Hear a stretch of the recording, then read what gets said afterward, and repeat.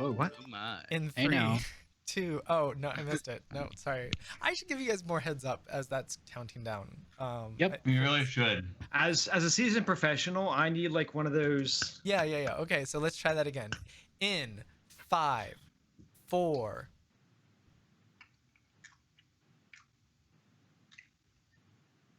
All right, and we're live. No, we are already live. Everybody saw Clovis munching down on whatever deliciousness that he was eating. Whoa, 17-month resubscription. Woo woo. Hold on, let's get this. That's huge. It's amazing. It's the biggest thing. Corbin, thank you so much. Fritcha, just doing your thing. It's untouchable at 17 months in a row. I can't believe it. It's amazing. Is that an appropriate response as opposed to what happened? It's pretty amazing with Beatrice last time? Because hers is untouchable, is what I said. Because she's the maximum amount of time, all of the time. Thank you, Fritz. I really appreciate it.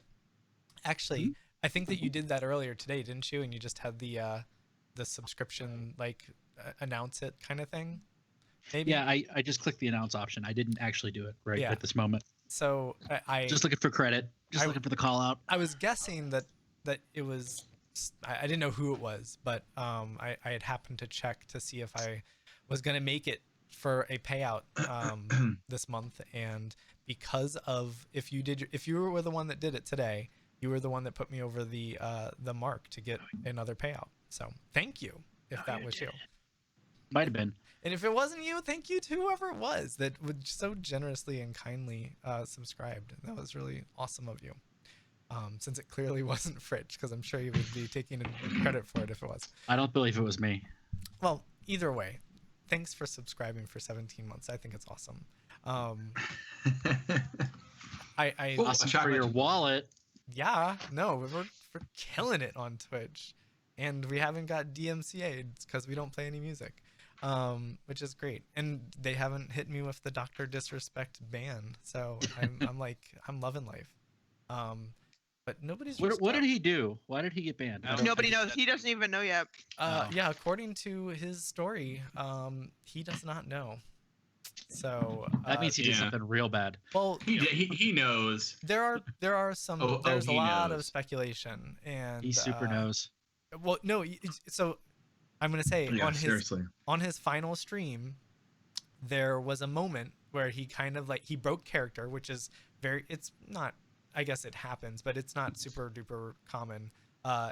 He picks up his phone, looks at it, reads something, and then says something along the lines that was very emo. He was like, guys, we are, we're gonna get through this. It's gonna be all right, and it's gonna be tough, but we are gonna get through it. And then those are the last things that he said before his stream got nixed. So what? So it sounds like he knew something was coming. Well, I think that he got the email from Twitch that was like, your account has been permanently banned. Now it's different than many other bans because they actually went through and they refunded all of his subscribers their subscribershipness-ity. So anybody that took money out of his pocket, not just out of his pocket, but they refunded it to the people that had supported, which in hopes of that they would support someone else, I guess. But yeah, or they don't want a lawsuit or something. He must have done something bad. Well, yeah, there's lots of speculation, but there's a lot of drama going on in the Twitch world today or this week. Sure is. There's been a Jason. lot. I'm mad farming your ads right now, Jason. Crack those ads up. Oh man. I wanted to look at it from the last stream because I knew you had been running the ads nonstop for the start. So I'm gonna pull it up real quick. I did it until it wouldn't let me watch ads anymore. So I'm gonna do it again today. So let's see. That was the 22nd, right? On the 22nd, we had wrong one. Channel analytics. If we go to the 22nd of June, and we just used that day, an update, I'll tell you what you made me in ads. 3 cents for the ad sharing, which is great. Yeah, that's 3 cents you ever made. That's That's way more than normal. So That's more money I've ever made playing video games. From ads, especially. So that was huge. I had not seen that. For reference, in the prior to that day, if we go all the way back to when we started doing these wonderful streams, the total amount since February 1st of ad revenue that I had made was 99 cents.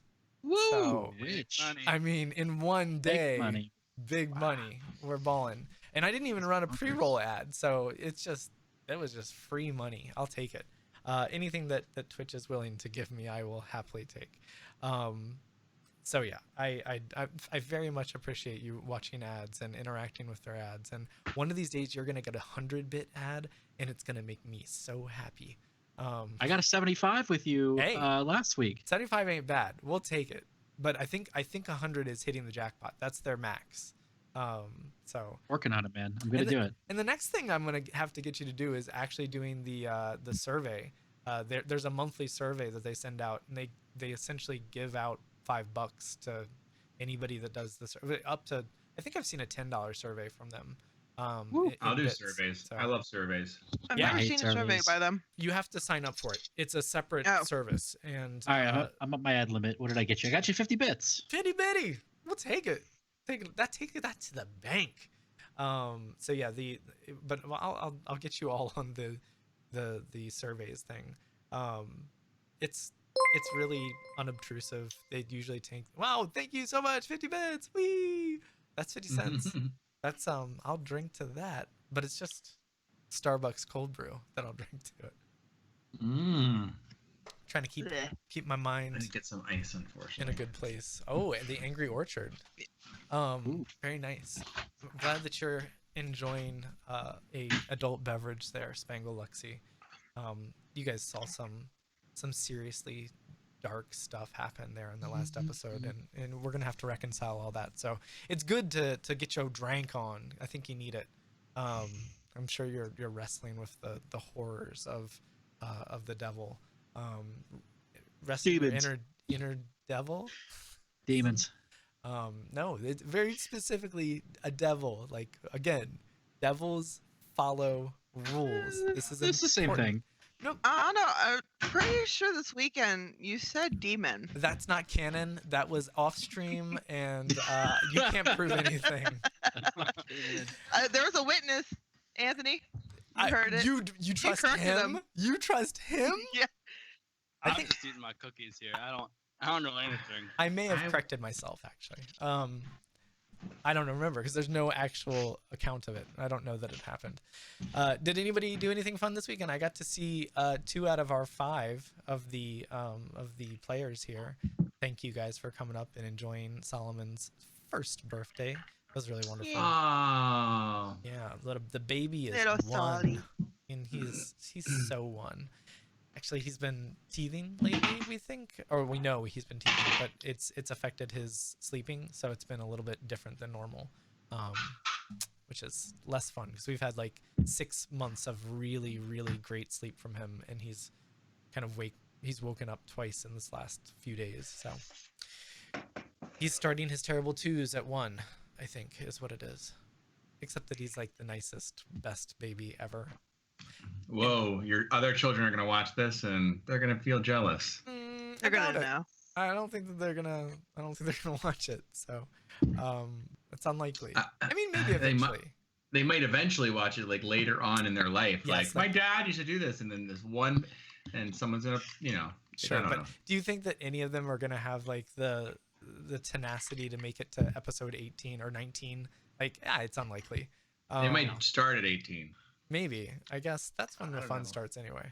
My son started Googling me today. I'm like, Wait, what? Yeah. What did he Yeah, find? yeah.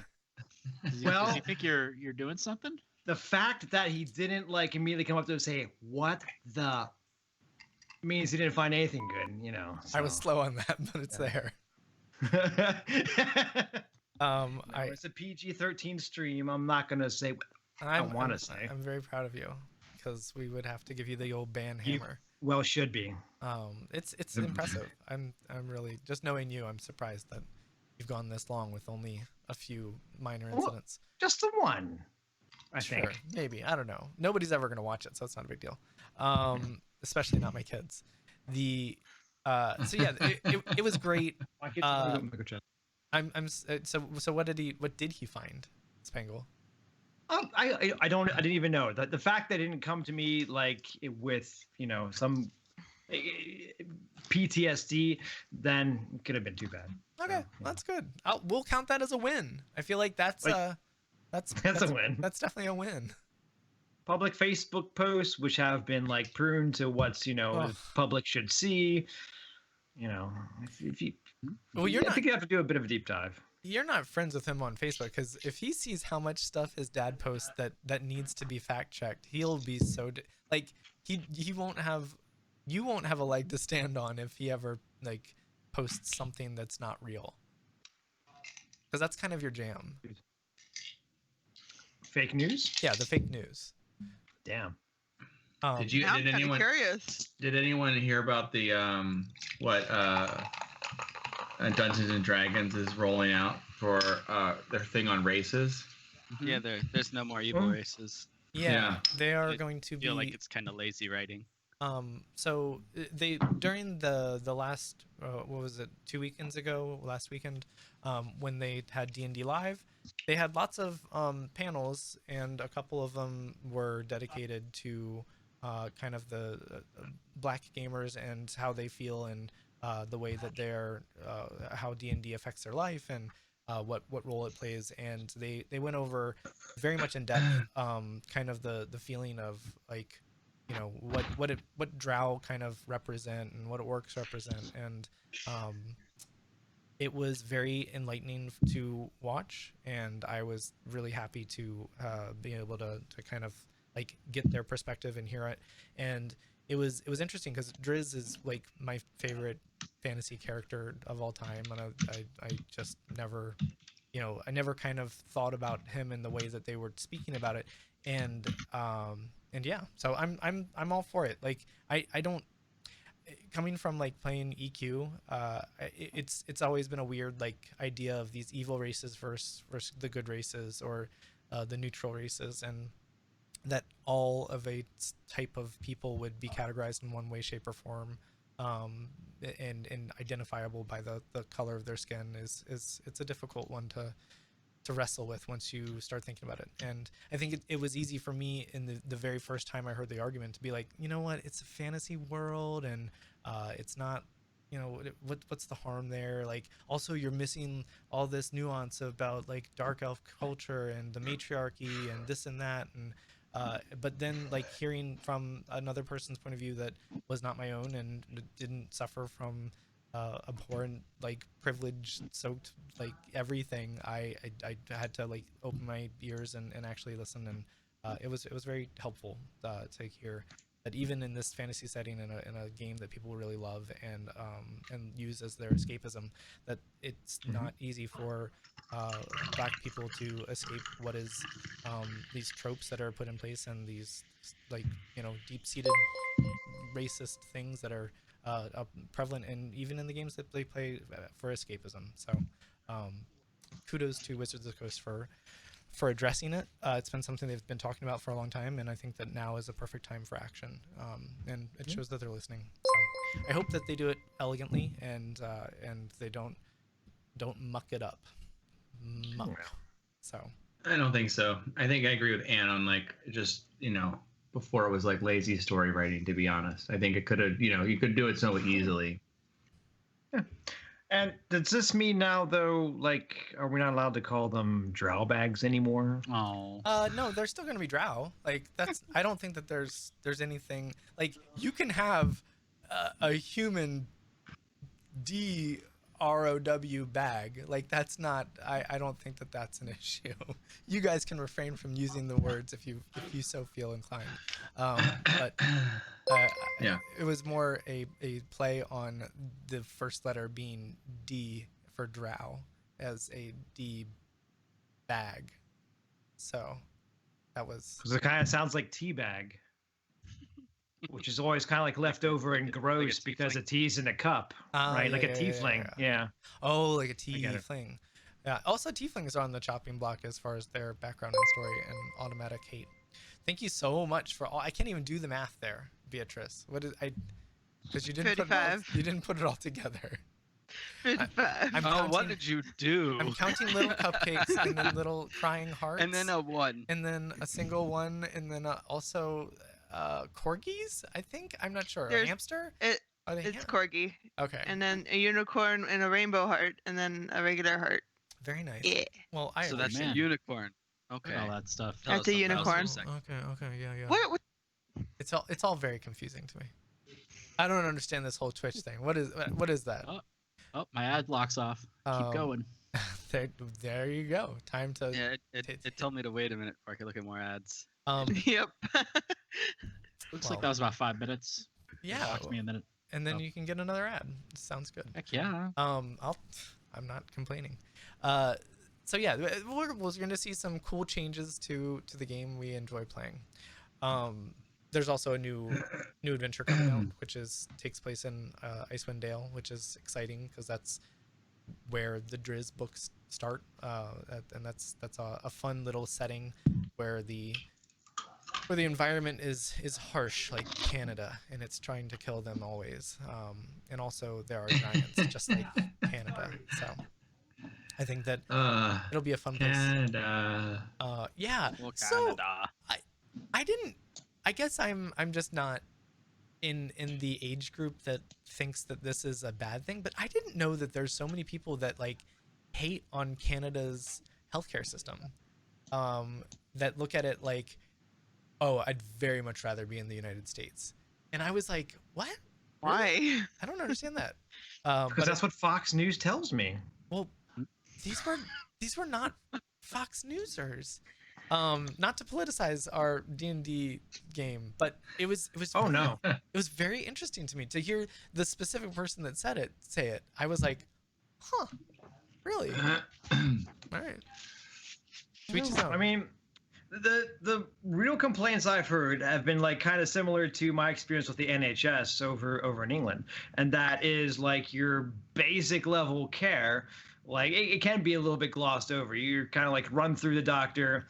You know, sometimes waiting times can suck. You know, if for like your basics, doctor's like, oh, are you dying? No, here, have some antibiotics, have some painkillers. Call me next week if you're dead. Yeah, and so and I can appreciate that's a bit annoying, but at the same time, like if you don't have to pay for that. Like you might be kind of like rushed through, sure. Like. The baseline level of care is there, even if it's like, let's go. You got your 5 minutes next, So I without a doubt, I'd take that in a heartbeat. And it doesn't stop you from having insurance for getting better care if your wallet affords you such luxuries. Nothing's preventing doctors from having private care as well. And indeed, like while I was in England, I paid for dental care because like I wasn't pleased with the offerings that were available. So I got some dental insurance and got some better service for my teeth. Sure. Good. I mean that makes sense that they offer both. But the fact that it's all privatized over here is difficult.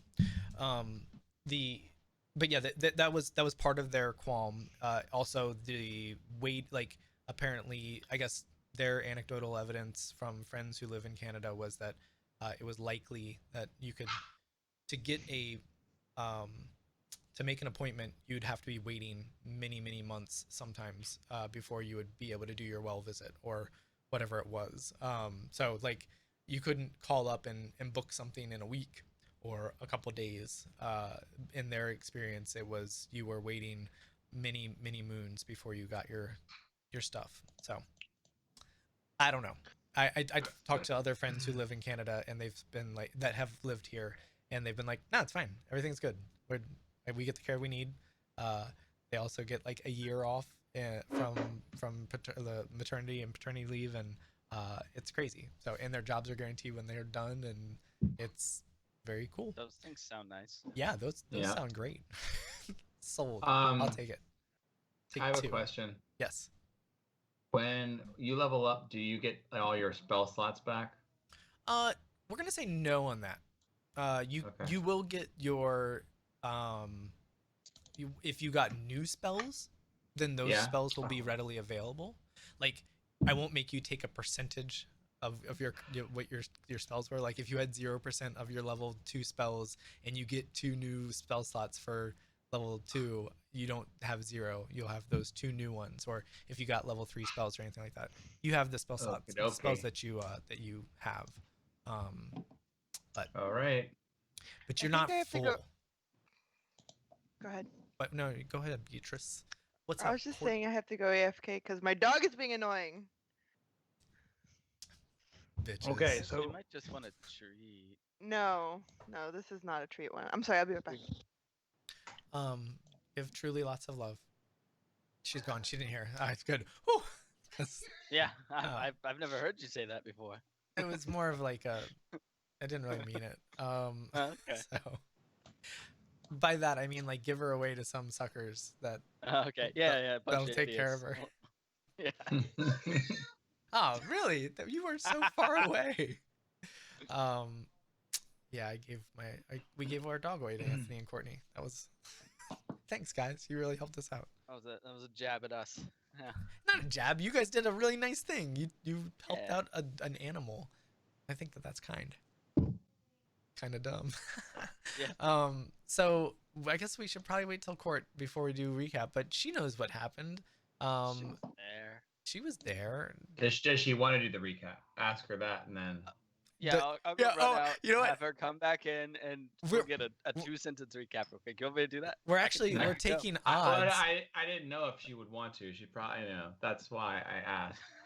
Yeah, I'm giving like 8-1 odds on this. If anybody's interested in taking that bet, you can wager however much gold you want. I have 1 gold. You can turn it into 8 real quick. If you guess right. Yeah, so if anybody wants to give a recap for advantage. I think I already have advantage. You certainly do. Corbin does, and so does Spangle. One of the only ones without. Kyre and Beatrice. Oh crap! I gotta go get her then. No. Or you want me to speak with words in my mouth and stuff? That's fine. So we started off the last one just about to go into the tavern to start playing. We were going to start talking about like a plan, but we got rushed inside to actually start. When we started, things were fairly normal. Then little spells happened. We were kind of expecting some weird stuff to happen. As we were performing, we were doing better than expected. Considering we were against a real band. Then we released some goats, and things got weird. One of our goats exploded. I don't recall if we knew the name of the goat that exploded. We could probably figure it out. That was George. That was George. I'm so sorry, George. So we lost a goat, and that was the point in time where we kind of had an idea that something might be wrong. I think Spangle was the first one that actually noticed that something was indeed wrong, and it wasn't just another illusion. Illusion, Michael. Yeah. Sorry, I got to do that every time. Every time, absolutely. It wasn't just a trick. So once we figured out that, or once Spangle figured out it wasn't an illusion, we all slowly kind of figured it out eventually, within a couple seconds. Some of us kept playing. Some of us started trying to figure out exactly what was going on. Then we started breaking stuff because we saw blood everywhere. We figured that probably wasn't the right call. Chaz. I always mix up his name. You got it. That's right. Chaz. We asked him to stop what was going on. He said it wasn't him. So we gently tried to coerce him. Less gently, Cloud of Daggers tried to coerce him to make that stop, and we were affirmed. In fact, it wasn't him doing it. So then we started to go out of our way to try to dispel these illusions as quickly as possible, while still occasionally performing. Then slowly but surely, we got rid of most of the illusions, and we found out that so far only one of the little devils was real. Demons. I think it was a demon. You never know. Yeah. Oh, actually, I guess Corbin doesn't have advantage. Not So anymore. you Not could have saying something given. like that. I'm farming. I'm busy farming. I'm Yeah, helping you. So he's getting bits for you. Oh, make me that so, money. Yeah, it's fine. Eventually, we whittled down that devil. Not before it happened to kill one of the band members. I don't recall which one it was. Brad, maybe it was Double D. Bradley. It was Bradley. Bradley. But do you remember? I think it's important for this recap. Why did the devil attack somebody that had not even looked at prior to then? Oh well, I would say why, but I could leave that more up to Clovis to explain exactly why he pointed a devil in the direction of someone that wasn't innocent. Was he innocent? I mean, That's true. We don't they're entirely cheating. know. They're cheaters. Like they use trickery to play. We played like honestly, and we kicked their butts. For a while. No, we kicked their butts. Well, that purple haze circle is a whole lot more beef or green. Right, because we were also not only playing but also killing devils. That's fair. And Bradley got what was coming to him, to be honest. Oh my. Is either one of us or them. Let's just be honest. Okay. No remorse. This ended right around when we killed that thing, and I think we're probably gonna have to figure out exactly why a devil showed up when it was just supposed to be magic and music. I mean, music is magic, as is friendship. So, I think that there was magic there. Yeah, I think I think that's everything that needed to be covered. Spangle played at tambourine. Yeah. Your Raven sang beautifully. Corbin rocked out on the bagpipes. Clovis was just using his pipes and playing a lute, right? Is that what you're playing? Yep. I don't know what Beatrice played. A liar. Oh yeah, she's married to one. That's the joke there. I forgot. Thanks, Anthony. You jogged my memory. So you definitely get your advantage here. Let me find that and click it on. So the only person that doesn't have advantage is Beatrice. Yeah, I'm proud of you, Anthony. You did a great job. If none of us use our advantage this time, she's gonna be stuck making a recap. It's true. So we gotta do a real talk heavy one this time. Just to remember it all. I think in the more of this particular episode that we play that she's not here, she'll have to like go back and watch it on YouTube. Yeah, just rewatch it. Don't even worry about it. Help me get one step closer to monetizing on YouTube, which would be great. So that's the goal, guys. Let's get that. What kind of average views do they want you on YouTube to monetize? It's total subscribers as well as total hours watched. Okay, so hours watched. Yeah, so I think that long form content has probably a more difficult time, just because unless you're there, like if you're there to watch it, you're gonna watch an hour or two or whatever it is.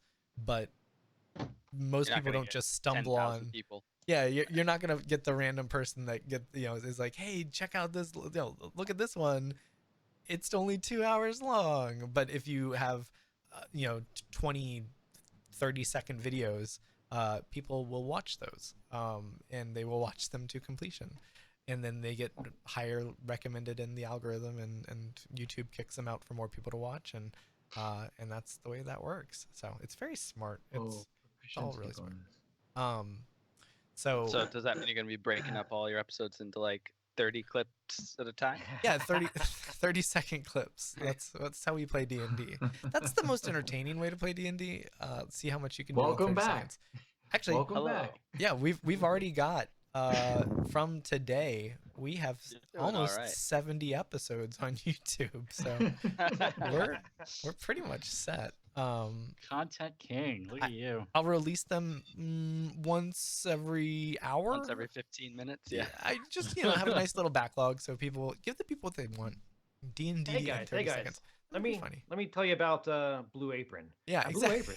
in between the 30 seconds, every 2-minute episode has a 1-minute full form ad, like full ad for Blue Apron. A Peloton demo. Yeah. You know what? That's actually kind of a funny idea. I might do that. Maybe they'll pay you out of pity. No, fake ads. They can even be for fake products. That really might be kind of funny. I'd like to thank my Patreon supporters. I'm gonna roll credits right now behind me. From the opening. I think that this could work. This could certainly work. We could get there. I think we could make that interesting. I could also play all of the parts for D&D. It could be a fake game. Okay, so we're all caught up. Beatrice, you missed it. It was Anthony did the recap, and it was amazing. Oh, I don't believe this. I know. You'll have to watch the YouTube VOD later. Are there any streams of people playing D&D by themselves in all the roles? YouTube doesn't let you upload videos of people playing with themselves. Oh, okay. So it's against the TOS. Gotcha. Where's your air horn? Yeah. That's accurate. It's the opposite of an air horn. I don't need an air horn for that. That was like a groan joke. I'm farming for you. That was a hardcore dad joke. Yeah. Well, that was kind of funny. I don't know if It was funny. It was funny. Don't lie to him. You know. Gosh, haters gonna hate. Thank you so much for 5 more biddies. We shouldn't stream. We should just let Fritch farm these ads for us, and by us I mean me. Like, you guys get nothing from this. Yeah. But I appreciate it. It's fun for me. So wait, if instead, like, you were streaming Fritch's stream, right? Of him watching ads. Of him watching ads. Inception. Does time slow down at the 3rd level of me watching ads? I don't have my top. I can't spin it. I don't know what's real. Get me out of here. And Beatrice hits it with the 19. Oh man, this is a big money stream, guys. I don't even. I'm without words, which is rare. So many pennies. So many pennies. It's funny because I have thrown away pennies before, and it really tilted Mac. Like, I thought he might punch me. Like Angus? Yeah, Angus was like, "That's not okay," and I was like, "They're pennies. They cost more to make than what they are worth. Like, there's no reason. No." And he's like, "Please, give them to me. I really can't. I can't deal with you throwing them away." So I looked him like dead in the eye. There you go. And I salt bayed them right into the trash. Oh, that's so tasty. That was before Salt Bay, though, so he kind of copied me. I think that may have been what happened. I should be talking to him about some royalties. Maybe get bits from Salt Bay. I don't know, or maybe just a steak. They always look really good. They look so good. All right, so we're all back. We're ready to go. I'm gonna try to give us a break this time, as I've forgotten in the past. No. And we spent a lot longer than normal talking to open this one. So sorry. Oh my God, it's 8:40. Bradley's dead, but Brad and the other remaining B3 members look at the mangled mass of carnage that's on the stage, and they are completely beside themselves. They don't know what to think. Blood continues to pool around Bradley's body, and Spangle is standing right over top of the body, and Spangle is thinking about, like, how, you know, while all this is happening, she was laughing and, like, she's playing her tambourine and you know, having a good time, and like, she is, you know, feeling like she allowed this to happen, like, right in front of her, and she, like, drops to her knees and kind of, like, looking at the, you know, mess in front of her, and she's like, "It's not my fault. It's not my fault." And she's like, "It's not my fault. and she starts like just going into a complete like panic mode. What the crap is going on here? And you see her like, okay, keep it together, keep it together. Okay, goddess, I need you now. I need. And her eyes close, and you see her like just leveling up right in front of you. And she says, I need 300 gold pieces of anything. And she reaches into her purse and dumps it out, and there's like 34 gold and 9 whatever the triangle shaped one is. I bend down. I grab one of Spangle. I say, "It's not your fault." And I turn to the other members and I go, "They did this." And I reach in my pack. I give you a pearl and the quartz mermaid statue. Ooh. I've got a pearl as well. I'll hurl it in your general direction. How much is all that worth? Pearls are 100. I think they were 75 or 100. You know, they're somewhere in that ballpark. What was the quartz mermaid, the 9-inch quartz mermaid statue worth? I swear. Was it the same as that butterskull? Was it? When I told you guys, you can either do 75. It. Or... No. I didn't. I took this. I know. I wanted to keep it. I know, but I think I told you what the values were for things as you. Not this one, because I wasn't going to give it away. I didn't. I was like, no.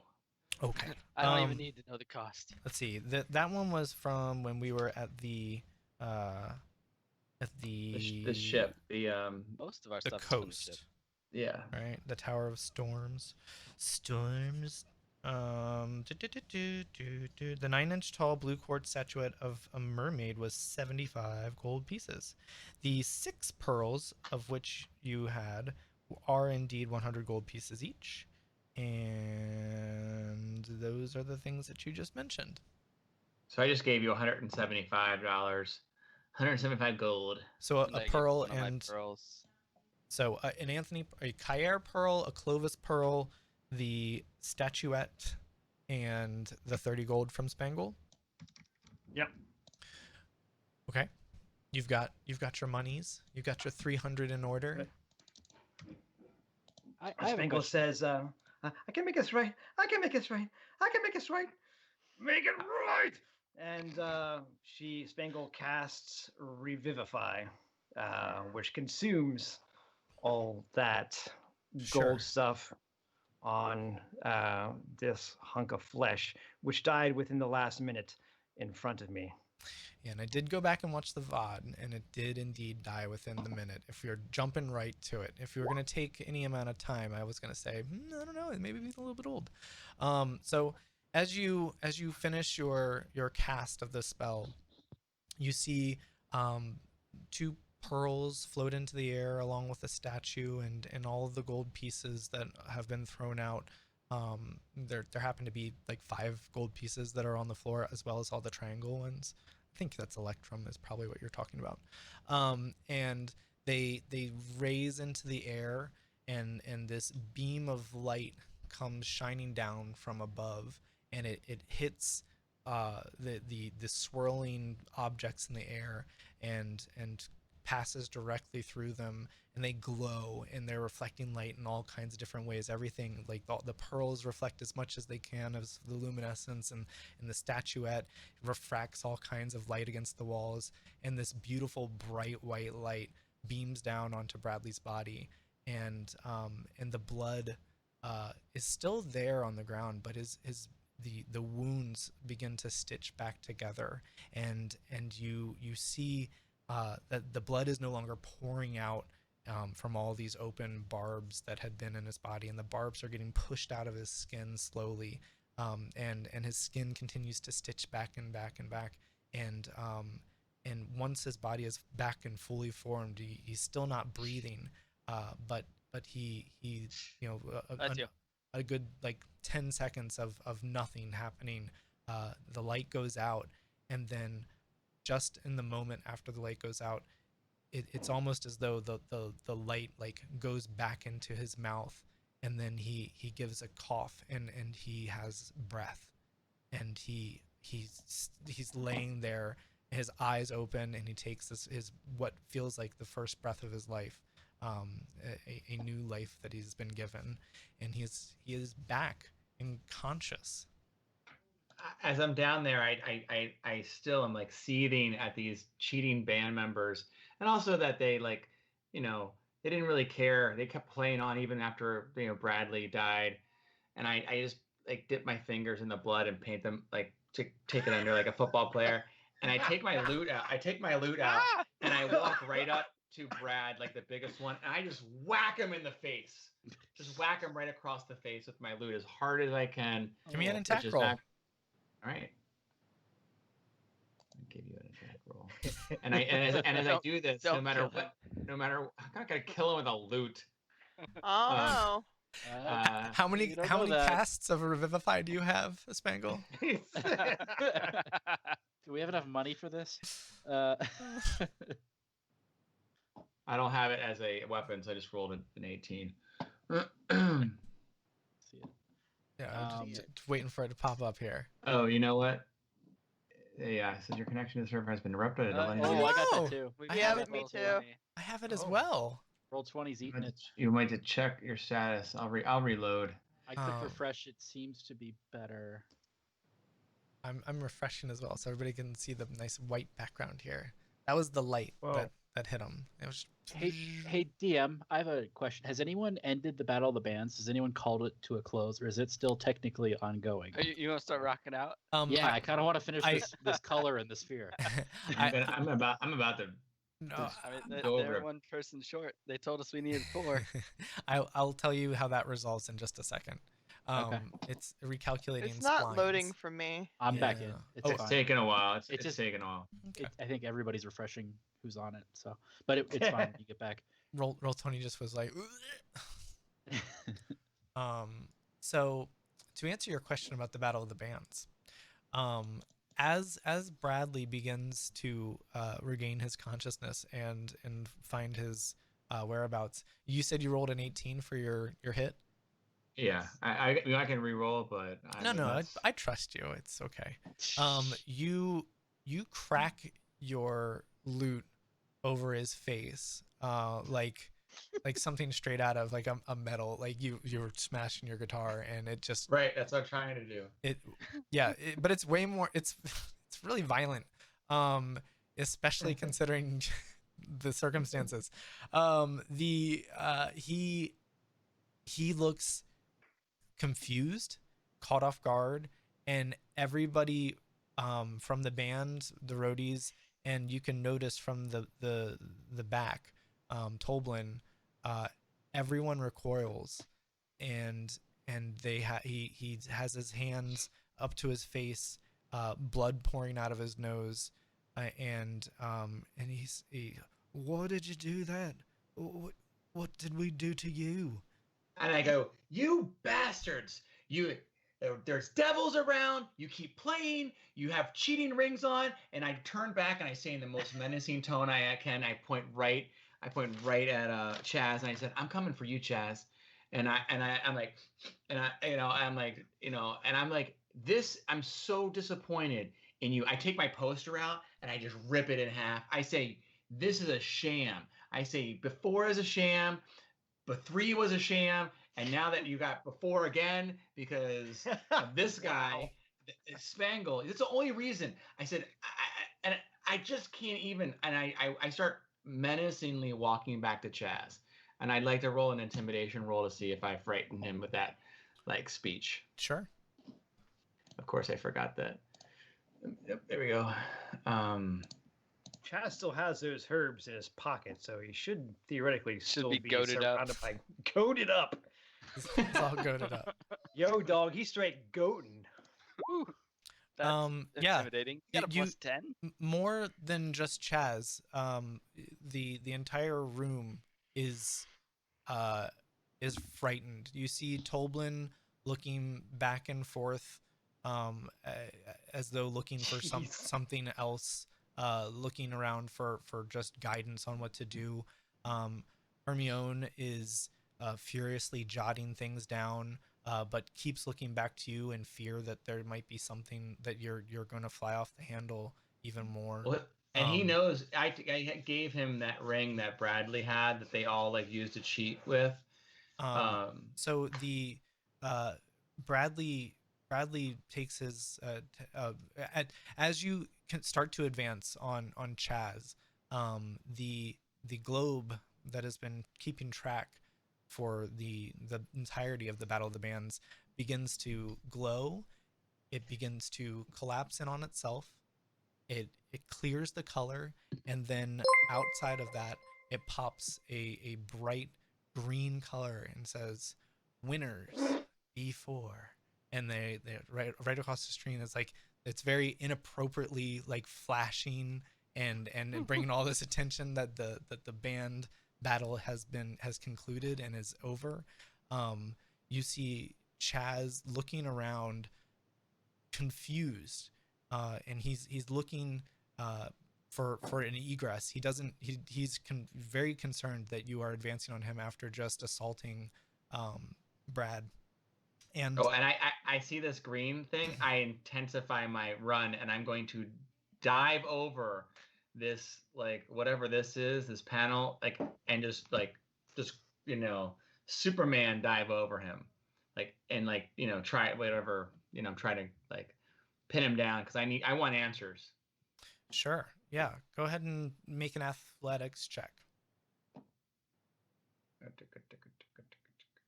Okay, so because I have Jack of all trades, it says that I can use. You get half your proficiency bonus if you're not proficient with it, right? Yeah, I don't have. Yeah, so I get to add a 1 to this. That's fine. Okay, it's not a lot, but it's gonna help because I'm not athletic at all. Okay, it's not bad. Yeah, not bad. So 16. So you run at a full sprint. He doesn't have much time to react because this is you are certainly catching him off guard, and he kind of like clambers one way trying to get out, moving. Oh, let me get on the right layer so I can move stuff. Objects and tokens. He tries to move this way, and feel like he's very gingerly trying to move past the busted up magical item, and he and you jump and you tackle him, and he's thrown to the ground, and he is prone, and it's your move. And I just lean over and go, "What the hell is going on here?" Okay, you said this has nothing to do with you, but you didn't stop your own like spheres. You have cheating band members. Like, I don't understand. Like, I want answers. Or you see that ranger over there that shot all these things? It's gonna go through your head. He's covering his face, afraid that you're gonna hit him, and trying to brace for himself. And he says, "I don't understand how this could have happened. Yes, we use magic, and but I took every precaution. We had everything in place for this to never happen until one of the band members missed a note. It doesn't make any sense. I don't understand. And I did everything I could. Like you said, they have rings that make sure they can't miss a note. I made a deal. I made a deal with the devil, and I swear I didn't mean for any of this to happen, and I don't know how it could have. They were missing notes before. They were missing notes before I took the ring. I've sold everything to make sure that everything had every safeguard. If the rings failed, the various machines should have been able to overwrite it. Somebody must have tinkered with one of them. I don't understand. I didn't plan this. You have to understand. Somebody must have taken the ring. You planned it when you sold yourself to the devil. And you know what? That's where you're going to go right now. And I take out my rapier, and I stab him through, but I hold off. Because I think someone else might want to say something. Do you stop? I stop. I have it pressed against his breast. Well, I was gonna say while this is going on, Spangle Luxxi will have just been kind of standing up and walking very dejectedly over to Clovis this whole time, just head hung and looking utterly depressed at the moment. And I guess if you stop yourself anyway, then Spangle just kind of like puts her arm around Clovis, says, "Come on, Clovis, it's just a stupid music contest. It doesn't mean anything. Let's just go." I went on try. And I say, "You're right. You're right. You're right." I'm so pissed. I'm so angry. And can I try to drag Chaz over to Hermione? Sure. I don't have a lot of strength. You may roll a strength check or. Yeah, just you can be an athletics check. An athletics check. Slightly better with your. So I'm like, it's very. I'm gonna say that your intimidation of him, he's not like willfully like resisting you, and he gets that you're like dragging him in a direction, and he's offering very little resistance, borderline helping you kind of drag him because he doesn't want to incur whatever wrath is there. He doesn't want to convey that he's resisting. So he's kind of he's along for the ride, but you're moving him comically slow. It's very clear to everyone in the room that this is on his volition that he's moving. But you are very clearly angry.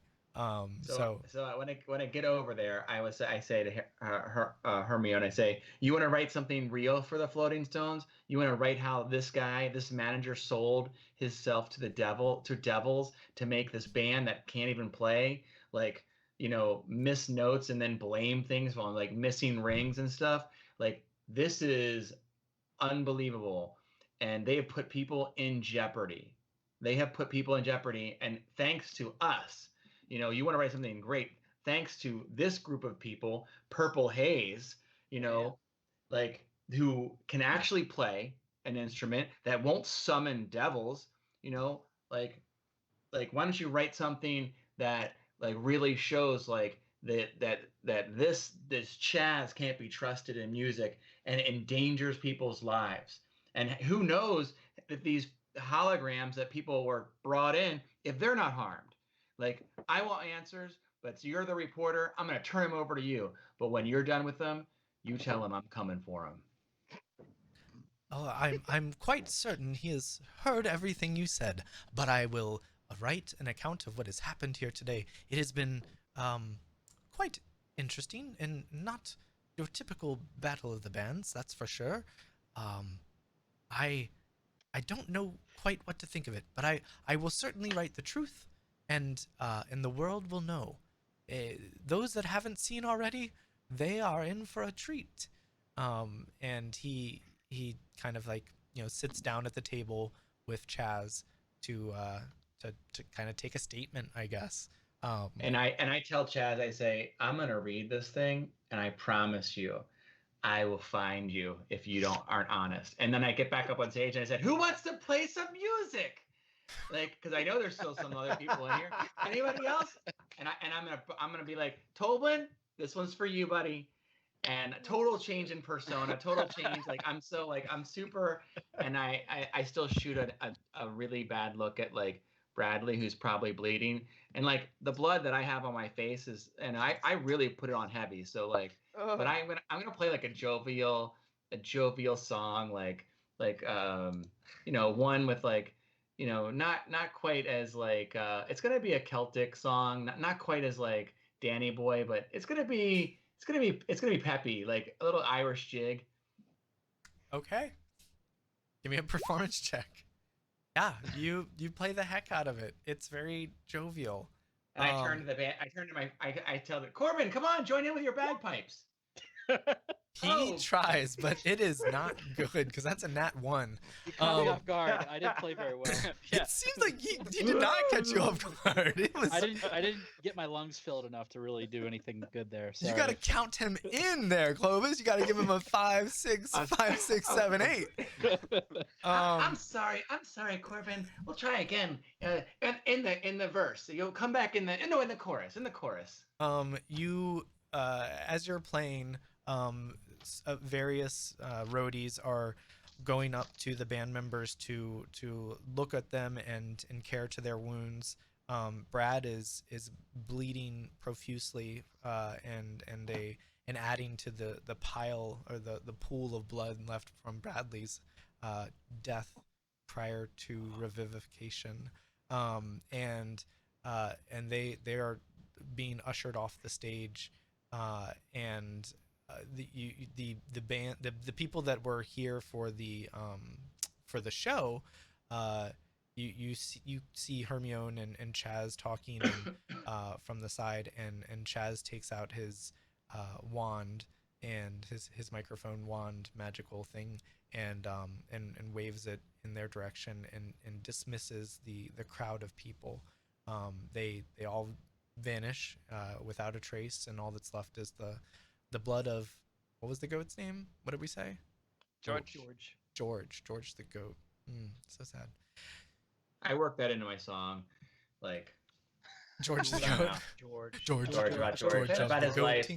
life, and and his time on the field, like George of the fields. You do notice that many of the remaining goats that had been controlled are indeed over towards Chaz while he's giving his interview.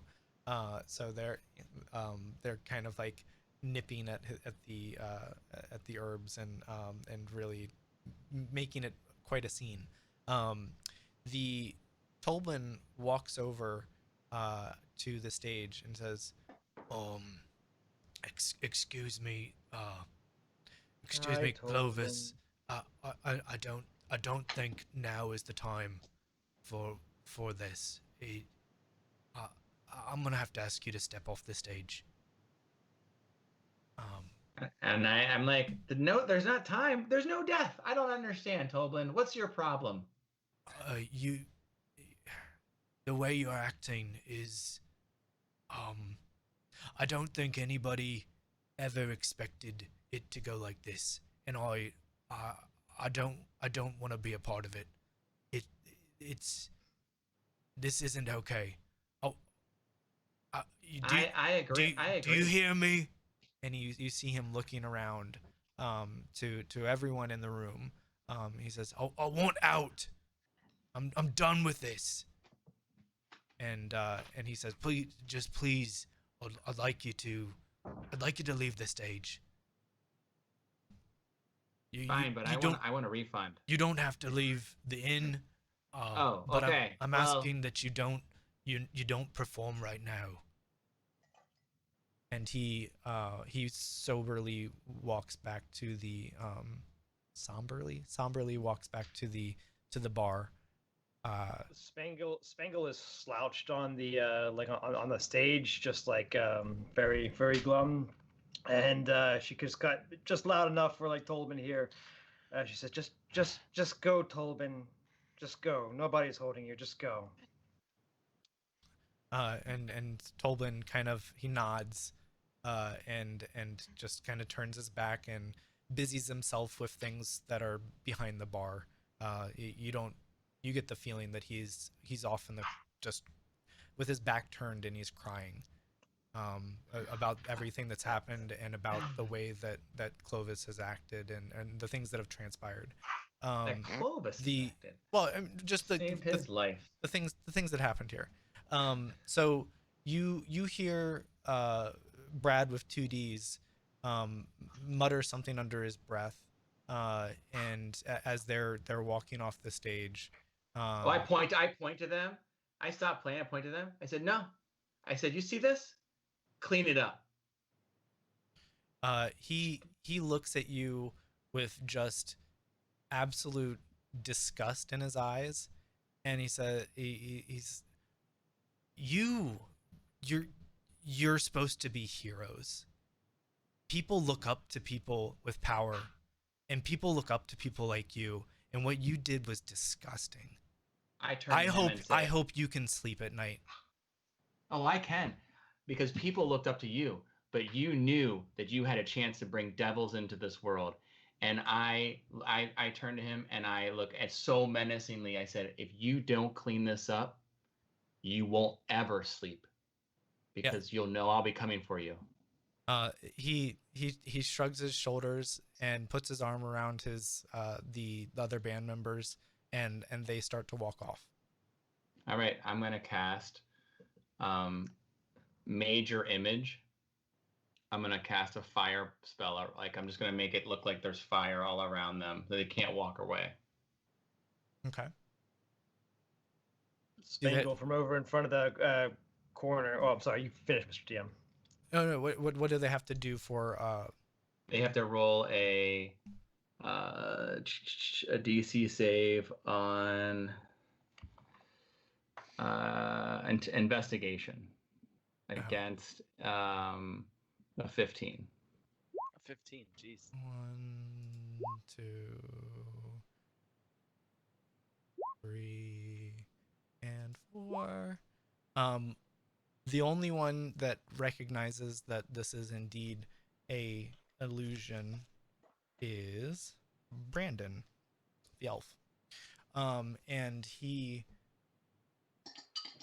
reaches out to touch it, and recognizes that it's not real, and says, "No, guys, don't worry. It's all an illusion." And he goes to walk through it, but the others are terrified, and they are unwilling to move through the wall of fire that you've engulfed them in. I say, just start cleaning it up. It's around the stage, so. Spangle says to Clovis, "Clovis, just let them go. Just let it all go." I'm so frustrated. I say, "You're lucky today, but tomorrow you may not be as lucky." And I go in the corner and I dissolve the spell, and I just sit down here all huffy, like real huffy, like this. Like my friendship with Spangle's only that's making me sit here. I'm like, now I'm upset again. They scurry off towards their rooms as fast as they can. The three that were tricked by the illusion are, I mean, they don't, I mean, you've one of them died and had to come back. One eye open, one eye. So they make their way out and away, and they go upstairs, and I'll put them over here, and then I'll put them on another layer.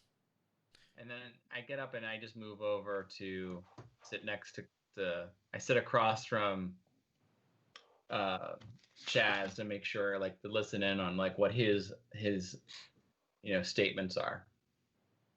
Yeah, you pick up bits and pieces. He's explaining that he had made indeed a deal with one of the lesser devils in the Nine Hells, and that they had been playing as a band for a long time and never had any problems, and many of the bands that he had managed prior to this had the same kind of a setup. This is something he's been doing for forever, for as long as he's been in the music biz. It's part of why it's a big part of why he's been so successful. And you overhear that he also says that some portion of their performance has been aided by aboleths. Is something that you catch while you're listening. Aided by aboleth? Yeah, like the creature, the aboleth, and that it sounds like he's done all kinds of different things to improve their performance. The light machines were magic from elves, and there's a portion of their music that when it's produced, you guys had felt it in the very beginning when they came into town playing this poppy music, that upon hearing it you just kind of started tapping your toes and couldn't get it out of your head. Like it was a good song, and it was earwormy, but it had an additional effect on you that he says is something that some way that they've been able to extract some power or some essence of the aboleth to harness, to give people suggestions that they need to follow, and kind of like a very extremely mild case of like mind control, but really just like influencing. Do I know if aboleth is the devil's name that was Oh, no, what we killed? They're like a sea monster kind of thing. They control like the humanoids around them by their presence. Like they're just kind of like a they're a very, very old old world, like beginning of time kind of creature that ruled the world before the gods.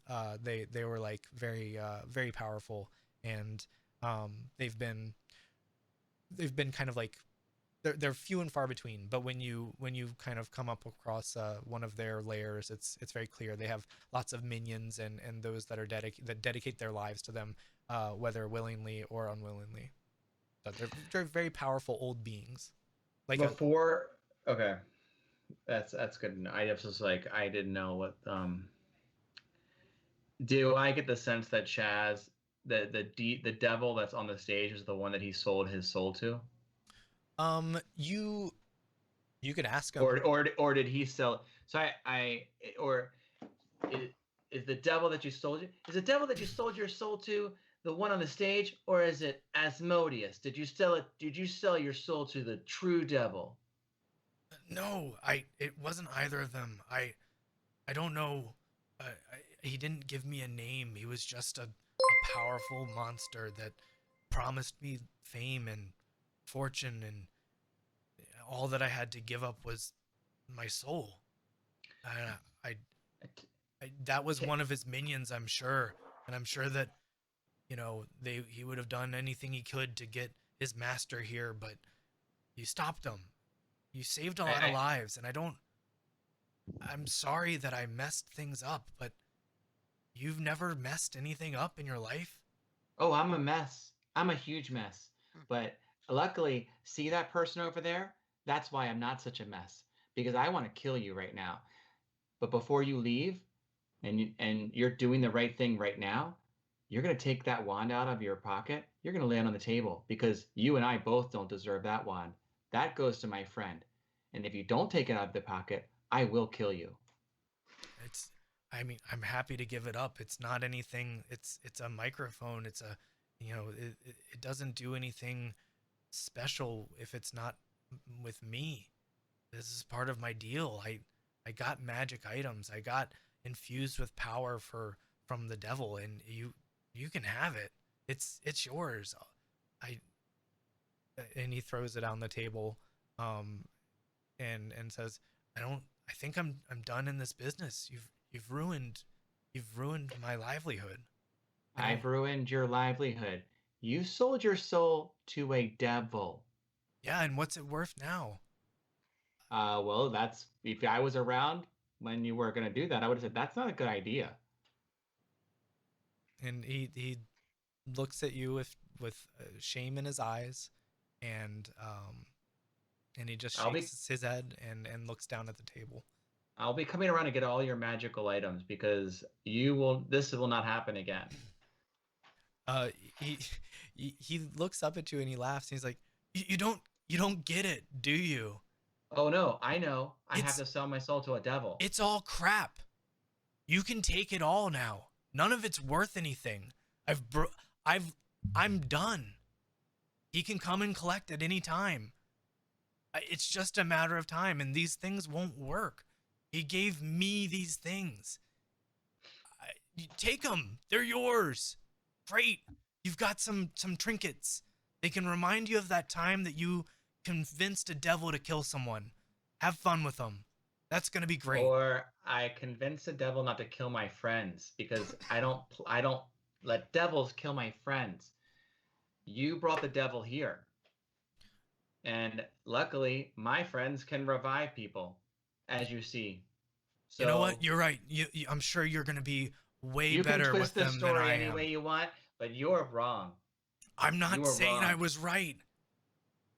Is that what you need to hear? Yeah, what I did was wrong. I messed up. I screwed up. You know what? I never convinced a devil to kill anyone else. No. So you win and I'm wrong. Great job. So you keep saying, the wonderful thing you keep saying is that you say that I convinced a devil to kill someone. Yeah. Because I knew that we could bring your friend back to life, but if one of my friends died, like so quickly, we wouldn't be able to kill that devil, and then they would have killed another person and another person and another person. So it was easier to turn. It was the needs of the many outweigh the needs of the few. I heard that from a guy that I used to watch a TV show, and it's an old Trek reference, but you wouldn't get it. So that's what's happening here. But that's okay, Chaz, because when he comes to collect, I won't be around to save you. So live with that. I won't have to for long. I get it. I'm telling my story here. I don't have anything to gain. Just, you know what? If you want to bully me, if you want to bully a person that's going to be dying in the next, I'm certain, few days, then it's your turn. Go for it. Lay into me. That'll help you sleep at night, right? That'll make for some entertainment for everyone. Is this what you want? Is this what you want? What I want, yeah. And you know what? You say in a couple days, like, you think he's gonna come for you in a couple days because, like, well, you're not performing anymore? Yeah, that's precisely correct. Well, that was a bad deal. Really, you should have people look over your contract more often. Yeah. Okay. Thanks. So he doesn't seem to be having any time for you at this point. He could not care less what you feel about him, and he doesn't seem to have anything to hide at this point, and seems to be doing the tell-all kind of thing with Hermione over on the side. Is there any other information that you're hoping to glean from him? No, I'm gonna go walk over to my team and say, I'm getting some mops from the back. I'm gonna start cleaning this mess up. Tolbin walks over and it says, "Really, it's okay. I think that it would be better if you just walk away. Just go. I'll take care of it. I've got it taken care of." Spangle just kind of mumbles from the corner. Stage hands will take care of it. Let's just call it a night. Sounds like a good idea.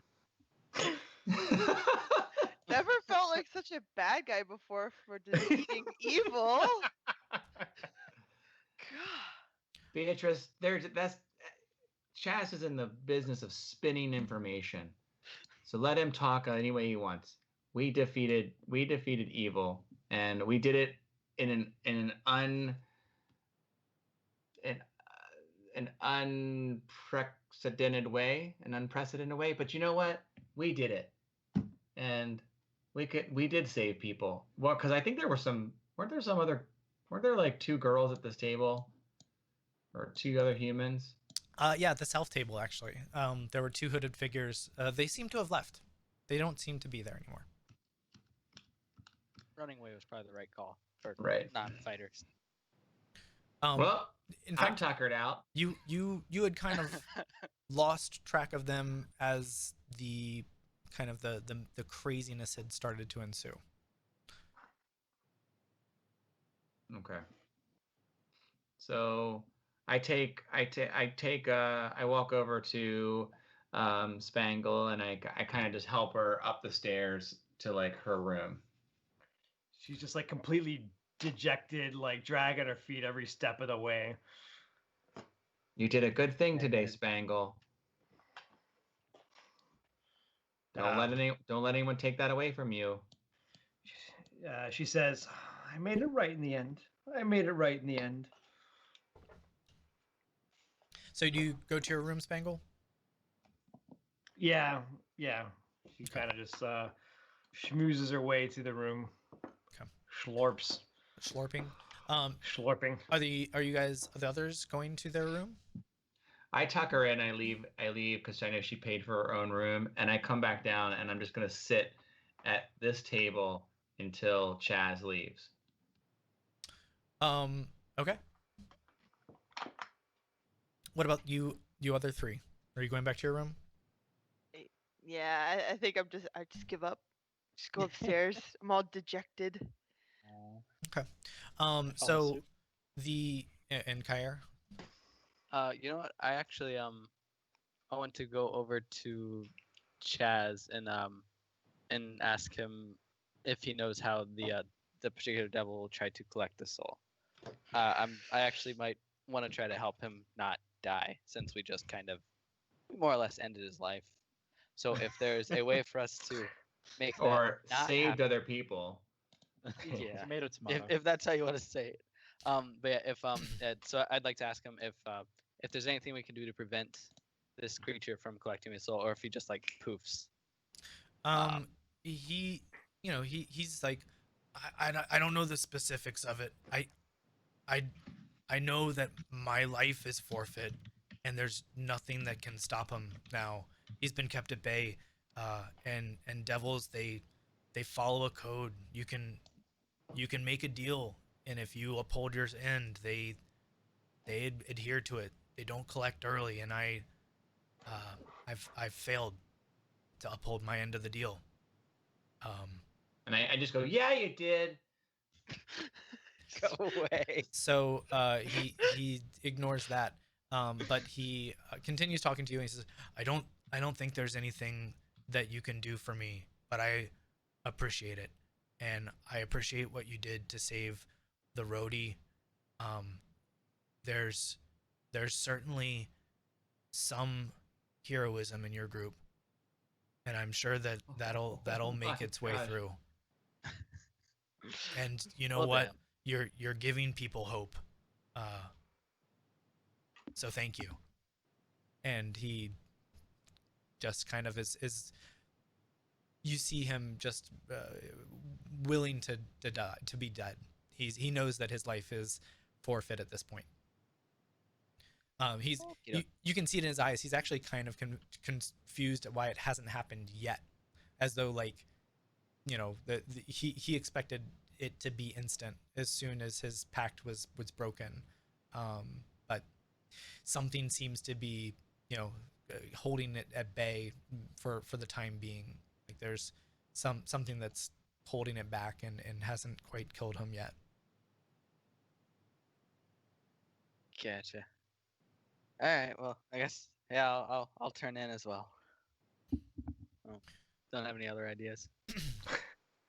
So, some amount of time passes, and Hermione, you can hear him stand up. Well, that's all that I need for my story. I think this was going to be rather interesting. It should run in the next month's issue of Floating Stone. So, I'm sure that everybody here will get a free copy. Thanks, Hermione. And I get up and I walk over. And I just pick up all the arrows that were shot, that any of them that are good, because I want to make peace with the Rangers, because I know that they did a good job. And I look at arrows and I'm like, ooh, that one's a good one. Yeah. So a few of them that look like they had been, a few of them are cracked, and but for the most part, you're able to collect, half of them, and the ones that pierced the statues, the floating magic items, they seem like they're like they have some residual, illusionary magic on them, and you don't know exactly what's the deal with them, but they have like a slight tint or a glow to them, and they're definitely, you collect 4 of those that have been that were not damaged when they were shot. So there's 4 like magical arrows. That's what I do. That's my pathway. Okay. Nice. Yeah. So you get those 4 arrows, and there's another 4 regular arrows that are, that I guess it's nice to have arrows, but there do seem to be 4 that are B4 that are glowy. Has Chaz left yet, or is he sitting at that table? He is going to make his way back up to his room at this point. So as soon as he leaves, I will just kind of like do another investigation check on the room. Or is Corbin with me? Did everyone go? Everybody went up. It's just you. I'm upstairs. Yeah. I'll just do another quick check around the room at these. Like, I'll just go and look at, like, because I think there are a couple, like this one, and this one. I don't think were destroyed. Yeah, that's correct. So I just want to like I don't know. I don't have anything that like checks for magic, but just I guess to do an investigation check. Like, is it glowing? Is it like, is this Rhodey here? Is he still alive? No, he's gone? He's also gone for the night. It's just Okay. you. Just me. Just you and Toblin, who is Yeah. every time that you walk anywhere near the bar, he turns his back or diverts his eyes or pretends to be like washing a glass for all the glasses that were made dirty. He's doing everything to just kind of like he seems to be wrestling with something. Yeah. And that's fine because he was possessed for a little bit too. So I just want to check these. I just want to check them out. Like, I don't know what I'm looking for though. So upon in looking at them and investigating, you don't notice anything with that one. The one that's over in the middle, as you are looking at that, you do recognize that there's a crack that like a small hairline fracture on this one, as though it had been like dropped or cracked in some way, shape, or form. And then you probably recall that a few days ago, Beatrice had cast Detect Magic, and this particular one had been spewing out some kind of like faint magical energy from where that crack was. And then you think a little bit more and you remember that you believe you guys talked about this. Somebody had knocked this one and it had indeed fallen over on the first day that before had been setting up. Someone from your group had knocked it over and compromised the structural integrity of this particular beacon.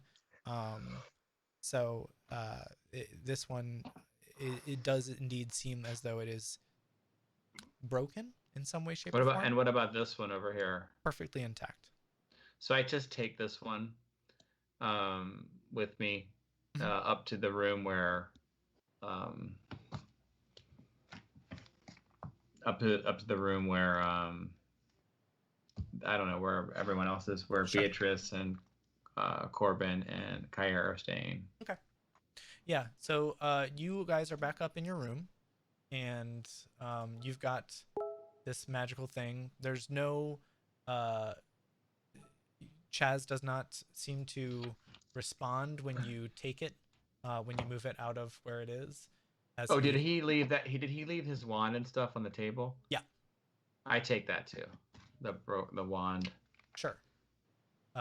It's gonna switch you. Oh wait, hold on. Let me see if I can figure this out. Without it being weird.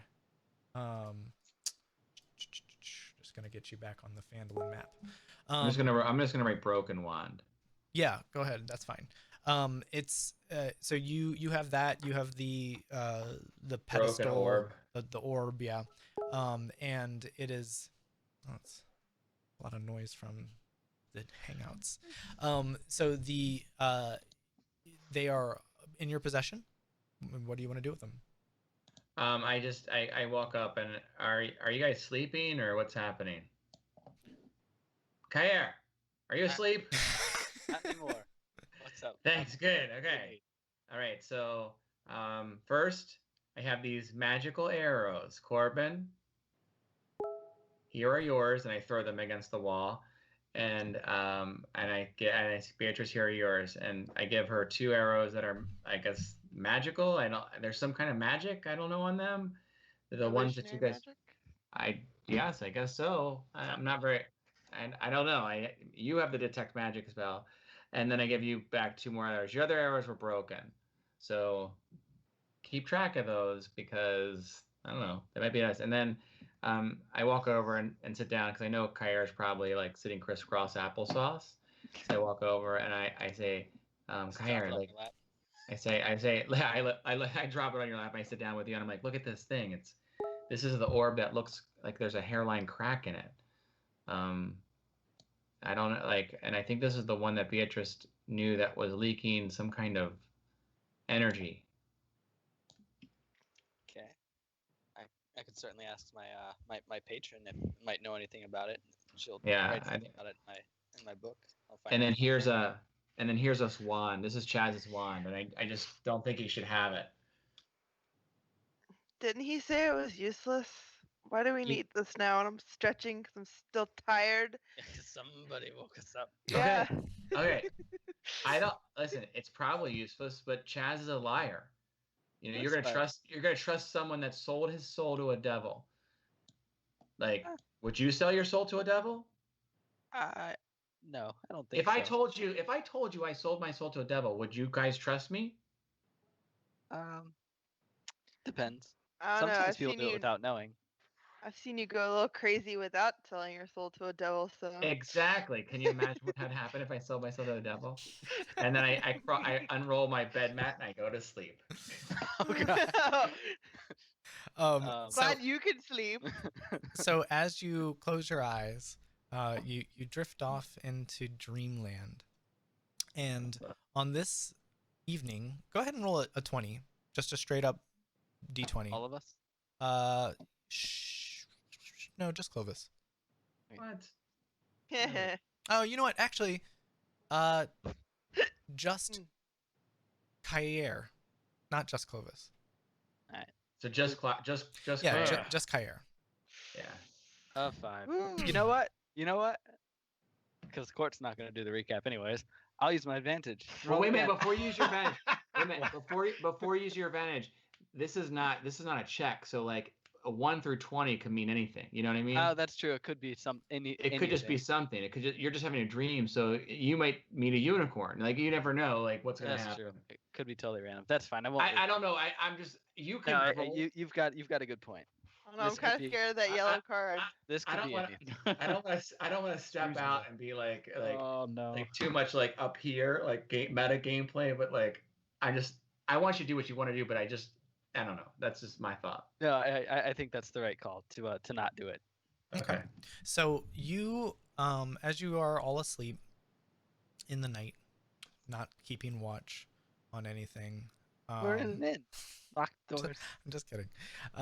You have a dream, and in your dream you can't quite make out exactly what you're seeing, but you get the familiar sense that you're seeing your life before you were an adventurer, your life before you made any pact with your patron, your life with your family, your life back in the store that your family owned and that you would work in from time to time.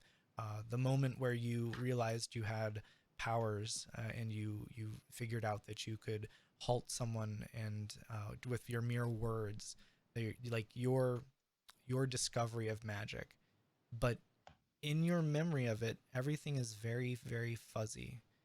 There are moments of clarity when you look at a person and everything besides their face is perfectly clear, but their faces just come out fuzzy. But you know that when you're awake, you know exactly what your family looks like. You know exactly the feeling that you had that first time you said stop and somebody listened against their will. You know all these things. You remember them, but in this dream, the face it's not there. It's in fact, like if it has like a blur over it, you can tell like that it's not the person that you remember behind that face. And as you try to focus in on it, you actually realize that as you focus in on the individual face of a person in your dream, your parents, everything else becomes blurry and everything else becomes like wavy and out of focus, and you can tell with the blur on it that it's not the background that it was as soon as you changed your focus. So it seems as though there's some kind of thing in your, I don't know, memory that is not quite where it was. Well, that's unfortunate. Yeah, if you had rolled higher, maybe you would have had more clarity. Yeah. So that is the only dream that you have this night. Okay. And you guys wake up the next morning. We're feeling full, after a full rest. Yeah, you guys are full rested. You guys are up. You are ready to take the bull by the horns. But the first thing that you do when you wake up is you actually have to go pee. Because like it's you've all night you haven't gotten up to go pee. So I think that we'll take a 5-minute break here to go pee, and we'll be back in 5 minutes. So we're gonna do 5 minutes of BRB. Go get your pee on or refill your waters or whatever, and then we'll be back. Wait, is he calling us? Important. No, you can keep talking. I'd like to I hear guess more nobody's about. here. Yeah, we've got a vamp anyway. Like Yeah, you got a point. Yeah, so there's just a lot of fireworks being canceled, which kind of sucks because at my job they're actually like sending out a bunch of stuff for the 4th. Mhm. Just because they expect people to do all sorts of fun stuff. But Sure. if they're canceled, then we're gonna be stuck with a whole lot of crap that doesn't move. Well, just because fireworks are People will canceled, still do stuff. Yeah, people will still have their barbecues. In fact, I would say if they're canceled, It people are might be more more. likely to do that stuff. Yeah. Maybe, I don't know. Because I think what we did at your place was responsible. I don't know what's Yeah. the right way. I mean, I think that was fine, but I'm no doctor. No, you're certainly not. Nope. And that's okay. But it's I think we did the right thing. No one was like dancing with anyone else or anything. Sure. There was minimal contact and all that fun stuff. But yeah, maybe you're right that people will be doing more like small scale stuff. Yeah, I think there'll be more. And I guess you're not really grilling while you're like watching, like waiting for fireworks to happen at a field or something. I would say that I think they're more likely to do small scale home barbecue stuff for the whole evening, as opposed to if people are like at 5 o'clock, we got to leave and go get our spot for the fireworks or whatever. Don't want a bad spot. We got to go. Sorry, we didn't cook everything. We'll get it later. Yeah. Now, I mean, I feel like chips and sodas, those travel to a fireworks display without problems. So, I mean, snacks. Maybe there's no change in that, but I would say for like meat or hot dogs, because I don't classify those necessarily as the same thing, those would be up. Would be my guess. So that's just a guess, though. Hopefully, you guys don't get stuck with a bunch of stuff that you can't sell. Yeah, no, you got a good point. I always do, Anthony. Yeah, what are we gonna do for the 4th of July? We don't have Stranger Things this year to marathon. I work. Yeah, in the day. Yeah, I don't know. We'll figure something out. Probably find some crappy show to watch. Or a movie. Hey. We've got hundreds of movies. I don't know if you guys, well, if you have that, I don't know if you guys notice, or if you're related to Jason, then maybe. HBO has Rick and Morty upgrades the HBO Max. Yeah, they got but they don't have season 4 of Rick and Morty. Not yet. I was like, so like, look, they got a bunch of stuff. I was like, yes, they got Rick and Morty. Adult Swim does though for free, right? They do. I think you have to have Cartoon Network. No, you don't. No, you don't. No, adultswim.com. It's free. You could watch season 4. Yeah, they just have ads for. Yeah, yeah. Do you have, which is okay. Do you have Netflix? Yeah. Have you watched Dark? No. Dude, they just dropped season 3. I haven't even seen season 2 yet because I felt like I had to I've got to like go back and do. Since we're not playing D&D right now, I can say hi to you. Hi, Multimedia Ace. Dark. I thought was a fantastic, and because I speak a little bit of German, so I was like, oh, I'm gonna watch this in German. Man! But with subtitles. Like, okay. Be too much for that. I enjoyed season 1 and season 2, and I'm very excited season 3 is up. Well, yeah, I felt like I wasn't ready for season 2. And it's like, okay, I haven't like done my homework to go back to season 2 because there was so much like interlooping. Oh my time. God, it was you have to almost watch it straight. It's too complex. Like it's just there's so many layers to that. Like because once you get into time travel and stuff, it's or not. I don't even know if it's really time travel. Spoiler alert. Jay's about to drop a dragon on now. us, so we don't start going back to D&D. All right, let's go. Oh, I don't think it'll matter, whether you go back or not. Because I got So this we were card. all about to pee. Yeah. I think we all did, hopefully. Oh no. Oh, I have to go to the bathroom. get- I'll be we back. We've got gotta roll 45 20. minutes to fill. I hope that you guys are going to narrate what your bathroom excursion looks like because Oh, okay. Odd. that's all I got. I've been I'm having a bunch of I'm not energy gonna drinks. It's coming out I'm not weird gonna- colors. Okay, never mind. Back up, please. Let's not do this. I've made a terrible mistake. Yeah, I don't know why you ask. I lived many years with Anthony, and I don't know what I was thinking. So you wake up, you do your morning business, as you're off to do, and the day is yours. You feel rested. You feel like you've leveled up to level 5 recently, and that you have new 6? spells. No, 5. I think you guys are all 5, not 6. Yeah, we're fivers now. You sure? Yeah, I'm Yeah. positive. See a doctor about that.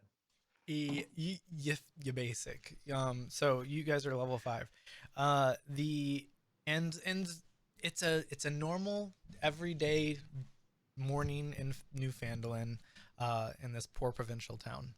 Good morning, guys. How big is that orb that I gave Kair? It's like golf bag size. Like it's a stand and then a orb at the top. It's like a pylon with an orb at the top with some. You wouldn't lug it around. You would set it up and set it and forget it, and then get your hamburgers later. So Okay. And I don't remind think I can Kair. take that with. I remind Kair about the harpy eggs he might have in his bag, or No, maybe. mine got broke. I got knocked over by a fireball. I'm pretty sure forgot they're all about that. gone. I think they're all gone. yeah, They're all- I think all the harpy eggs did get either smashed or Ugh. smashed How did you clean that? How did you get that out of your bag? poorly. I didn't. I just let it sit. That's what that smell is. Oh, Do throw we it out or smell burn that? it. Do we Ugh. smell that? Yeah, at it's- this I hope point? so. Unless he's taken an action to clean it out, and he hasn't, you definitely smell it. Anthony, he won't. This is everyone's fault. It probably cooked a little bit when it got fireballed. It's everyone's Oh, fault. come on. This is everyone's fault. I did not say to take those. So you guys, you're still in your room, and We go. Yeah. Well, I want to leave my room. Okay, Can I go? Can I get downstairs? absolutely. Do I see anyone in the hallway? Do I see? Or is there anyone in the hallway? You don't see anyone in the hallway. There's the hallway is devoid of anyone besides. Can I listen to some sobbing? Like if there's any sobbing coming from the direction that the band's room is, since I know where that is now. You can go eavesdrop if you'd like. Yeah. Yeah, I'd like to go eavesdrop. Oh, jeez. You hear rustling, like a lot of movement, and not a lot of talking. Like it sounds like they're packing up. Yeah, I just bang on the door. I go, "That's right. I'm still listening for you guys." Intimidatingly. Sure. So rude. I guess give me an intimidation check. You've been a good guy. I was gonna say. I am a good guy. They're awful. That plus 10 really helps you. You I know. you hear them like kind of miss a step at your intimidating shout. You hear them all kind of clatter and clang against various things that they seem to be packaging up and getting ready to go. And then their work continues and they hurriedly pack their bags and don't yell back at you. And I decided to go back to my room. And do I have a window in my room? You do. You have a I'd like to go out the window. What? What are you up to? I say, I'm going to get something for Toblin. Don't worry. Just going to get some flowers for the tables. It's going to be fine. All right. You tell your roommates that what you're doing? Yeah. Okay. Yeah, I tell them exactly what I'm doing. Okay. You can open Do the window. you guys want to come with me? No, I'm good. No, I'm No. a little, you're a little crazy. Go cray cray. What? So I'm surprising him. We're breaking up the party. You All open the door or the window, and yeah. you're welcome to hop on out. You give me like an athletics check, but something real low, DC like 10. Athletics or acrobatics? Acrobatics. Okay. Yeah. Oh, there you go. You like do like a halfling roll into a perfect dismount and like a triple pike, and then you stick the landing on directly next to a like thing of flowers that you could just kind of, without missing a beat, kind of rip up and have in your possession. Okay. So you very acrobatically tumble out the window and land like a gymnast. And I'm looking for like around back, like where the goats are. I'm looking for like things to put like flowers in, like some kind of like can that I'll like some can, like I like to get 4 cans. Sure. Yeah, I know goats eat cans. You find various metal containers. You like it, and it's very rustic. Like there's like a watering can and then like just refuse cans, not poop cans, but like things that were used for food that was canned at some point, and some like jars that are just out in the trash, and they all look like they could be repurposed for holding flowers, certainly. This is perfect. And I fill some water up, and I go in and go into the tavern to meet my comrades and put them on the tables to beautify the gore that's in there. I imagine it's been cleaned sure, up. Yeah, I was gonna say, I'm sure they cleaned that up. Yeah, you walk into the front, and you are there's nobody at the front desk. And are you gonna go towards the tavern? Yeah, I want to put like a one on the front desk and one in like on the tables in the tavern, one on each table. So you walk into the tavern, and you see that it is spick and span. It's like there was no battle of the bands there last night. Blood has been cleaned up, and all the magical equipment has been taken down, packaged away, and cleared out. Excuse me. There's also nobody in the tavern currently. Not even Toblin? You don't see Toblin, no. I can pull up the I guess I could put you back in the Do I see Spangle Luxxi, or do I see Kair, or have they come down yet? They have not. I would have head down when you jumped out the window. Oh, okay. But I don't know if I would have already made it around by the time with your perfect landing. I would be en route to downstairs. But yeah. I think we're coming from the D wing, and it's kind of a long walk. It's quite a gotta walk pass from by the C wing and the B wing, but the A wing's not quite there. Right. Well, the A wing is past the stairs, so you're Yeah. you don't have to go past the A wing. That's crazy. Exactly. So you're on your way downstairs. You're clumping. You also don't see anybody in the hallway. And you make your way to the tavern. I mean, that's what's at the bottom of the stairs, right? Yeah, there's a door to go outside if you so choose. Yeah, I guess I'll walk up to the bar and kind of look around. Sure. If I see anybody. Yeah, you see Clovis, and he's holding 4 containers of varying sizes and shapes filled with flowers, and water, and they're very pretty. They're picturesque. They're just they're very cozy and look like they're really gonna brighten up the room, really bring it together. But there's nobody else in the tavern currently. Okay. Yeah, the folks make it downstairs. I'm sure I'll meander down the stairs, I guess. And this is not accurate. All this stuff is cleaned up, but it's I was gonna say there's still a lot of blood on there. There's layers. it's takes a minute to like select it all and delete it. Yeah, Spangle will wander down when she hears everybody else coming in.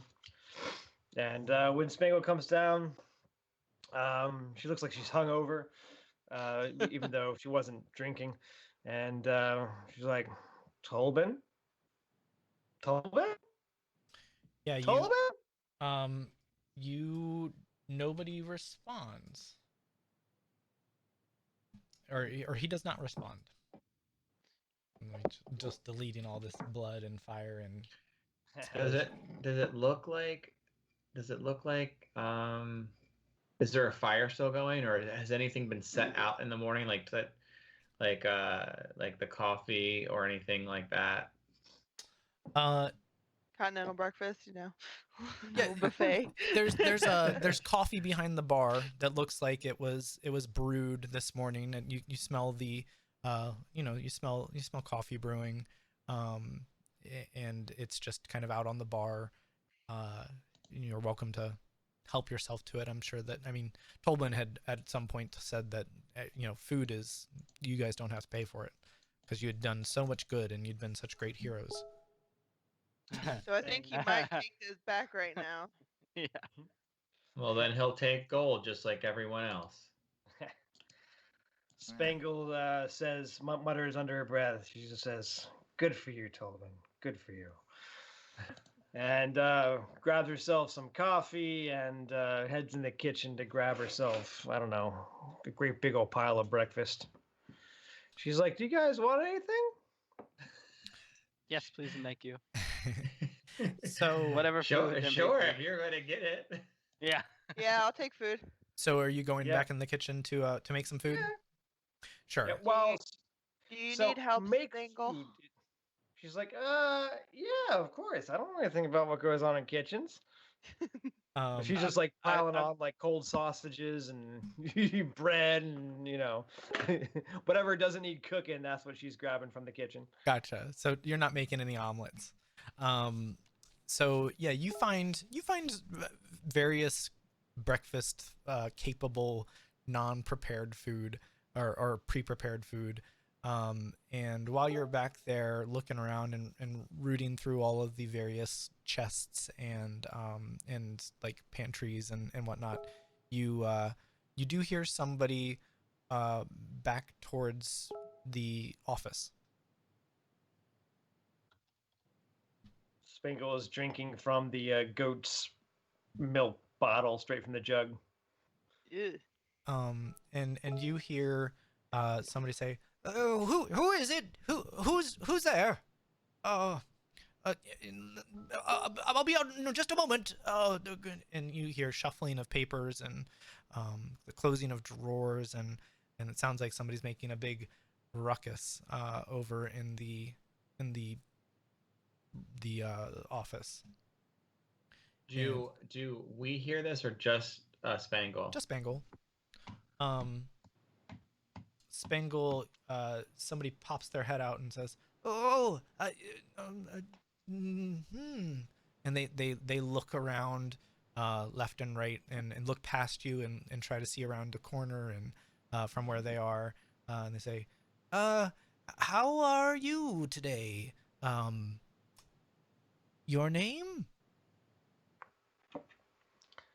After a prolonged belch from the bottle of goat's milk, so after Spangle wipes her mouth off with like the back of her sleeve, she says, "Hi, my name's Spangle Luxxi.